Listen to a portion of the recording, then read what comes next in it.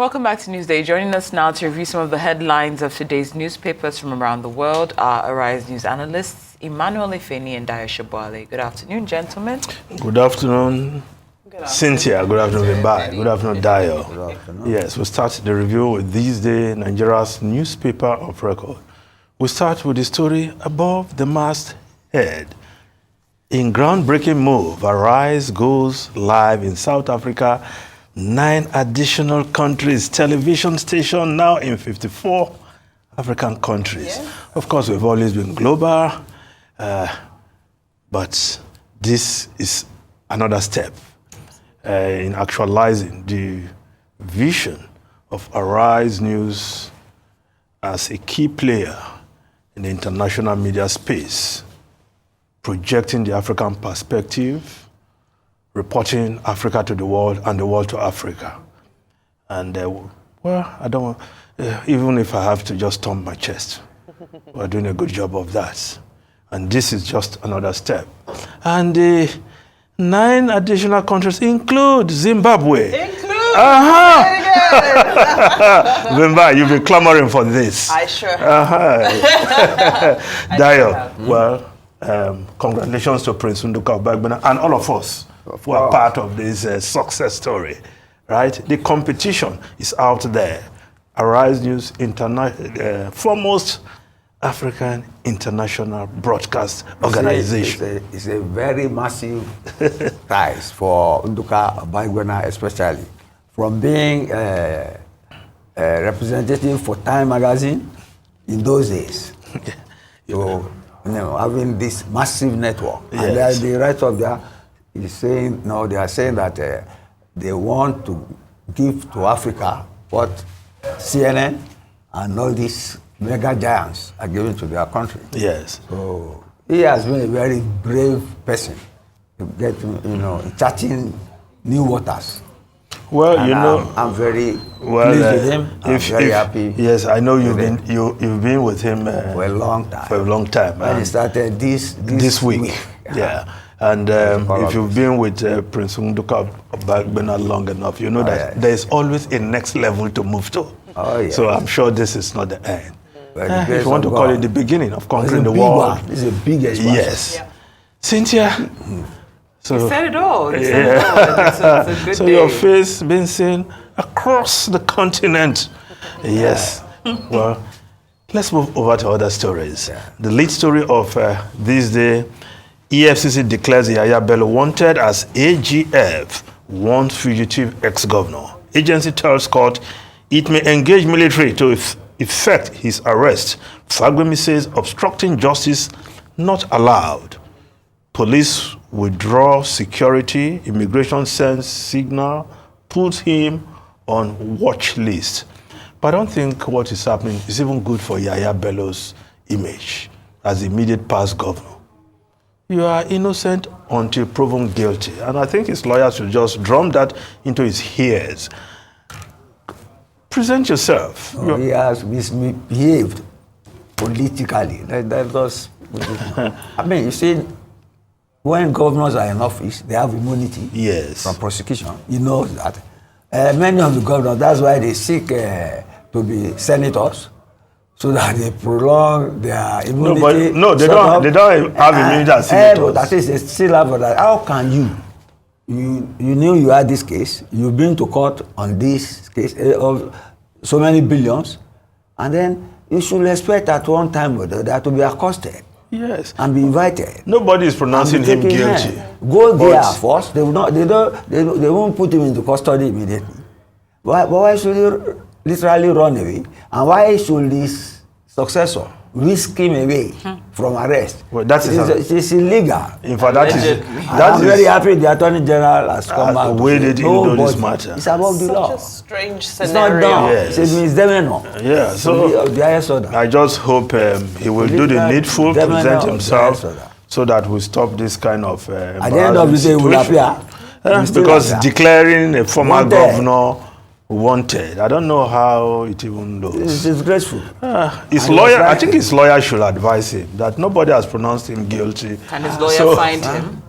Well, they are in touch because he's been filing papers on his behalf. He was at the court yesterday to argue about that he has an injunction from somewhere in Kogi State. In court on but that day. injunction, ex parte injunction he got, has expired. And with Nigerian politicians, you never know. This is a new law for our politicians, because you should be ready to answer any question concerning your time as a governor of your state. At least you go to court. court. Accountable. You go to court. And he's not the only person being investigated by EFCC. Yes, of course. So all the theatrics. You remember even the case of Ayo Fayose. Before he left, his tenure expired. The EFCC said they are waiting for him. I said, okay, I'm ready. When I will come and see you. Many people in government have EFCC luggage. Yes. And they are settling in the court. Yes. Okay, let's look at the Daily Trust newspaper. Prices of paddy drop in states. Paddy rice, foreign rice too in Kano. Local products still costly. Well, you have put rice there now. Prices of paddy.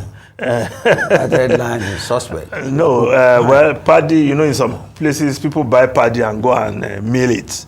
I think that's why I don't know what paddy is. Well, now you know. Now you know. I know paddy rice. Well, paddy fields. Rice. Well, there are. Well, the price of goods are coming down in some area. We just hope that will continue. But the Business Day newspaper is writing, Agege bread to noodles, high wheat imports, hot naira jobs. And this story is one of the sad stories of Nigeria, because according to this story, everything. Ethiopia and Nigeria were the targets of wheat exports several years ago.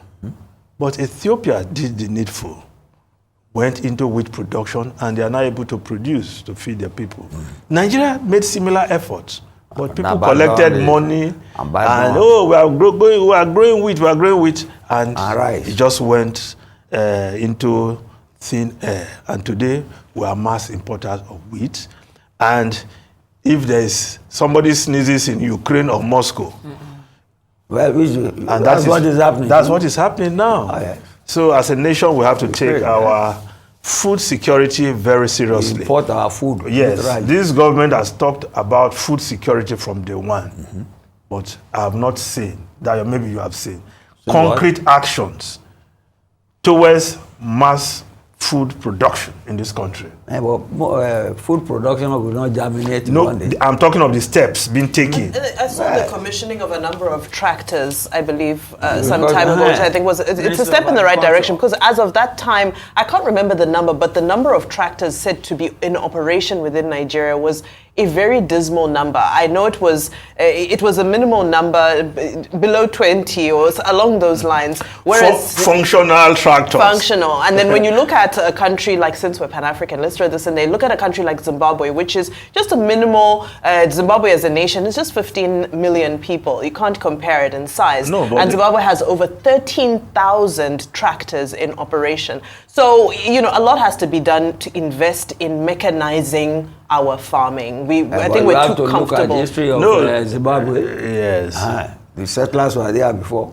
No, we are starting from scratch. No, you have the buoyant agricultural sector. Daya, we don't even need to go far. Zimbabwean farmers came here and they turned farming into something else in Kwara under Governor Saraki. Yes, but those were the whites. It doesn't matter. We have whites. They are Zimbabwean. They are Zimbabwean. We have whites. It doesn't matter. They are Zimbabwean. Racism, you talk of color, now you are not talking. And she is boasting about Zimbabwe. They are Zimbabweans now. We have white and we have Indian Zimbabweans. We have thank God we never had Zimbabweans. We never had whites. Is that why we are failing our Greek policies? How are we failing?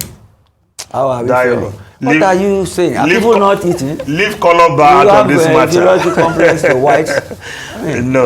Just leave that. Well, we need to do more in agriculture to ensure food security in this country. Now, the Nation newspaper, presidency APC clash with PDP on economy security. Ruling party dismisses opposition's criticism. Of course, the fallout of yesterday's PDP NEC meeting. Yes, one of the issues they discussed was actually after that meeting of course, taking on the ruling party on the state of the economy and security situation in Nigeria. But the main outcome of that meeting, New Telegraph newspaper reporting, PDP, Damagun survives sack as NEC extend acting tenure. Fixes August, September for leadership change. Damagun has overstayed. Board of Trustees. Your NEC meeting achieve no purpose. APC tell PDP. Well, we expect this back and forth between the ruling party and the main opposition. Really, Your take on the outcome of that meeting? Yes, I want PDP to push this house in order. Yes. So that you can have, a robust opposition on accountability for the government. I have that empathy for PDP. Yes. To put his house in order. In order. Get me? Find a way to get rid of the wicked menace. Get me? You call it the wicked menace? Of course. It's a wicked menace to the PDP, whether you like it or not. I think Vimbai called the big elephant in the PDP room. So you have to control that elephant with care, right? This elephant is almost. It doesn't become a bull in a China shop, right? It is already. Well, okay. Now let's look at the foreign newspapers quickly. The Times of London, Sunak vows crackdown on culture of sick notes. GPs face losing right to sign patients off work. Of course, so many people getting sick notes, staying out of work a long time. Of course, it's affecting the economy, and the Prime Minister has vowed to do something about that. That's amazing. Oyinbos don't do that now. No, but that's what is happening. Yes. Now, the main international story of the day is the Israeli attack on Iran, somewhere in Iran. Well, if you check the newspapers, you will not like I checked. If you put up Jerusalem Post and Tehran Times, yes, those two newspapers don't have that story. But again, has Israel attacked? Yes, they have. Today? Yes, early in the morning. And the law of Moses. Well, it happened. An eye for an eye. Well, that's Israel. The damage, according to the Iranians, is minimal, right? So we just hope things will not escalate further. But it will be a one-off. Oh, thank you, gentlemen. It's been a lovely review, some good news. Paddy, now Mr. Shobale knows Paddy. Thank you, gentlemen. Mr. Emmanuel Feni, Mr. Daya Shobale, thank you for joining us. We appreciate your time. Right.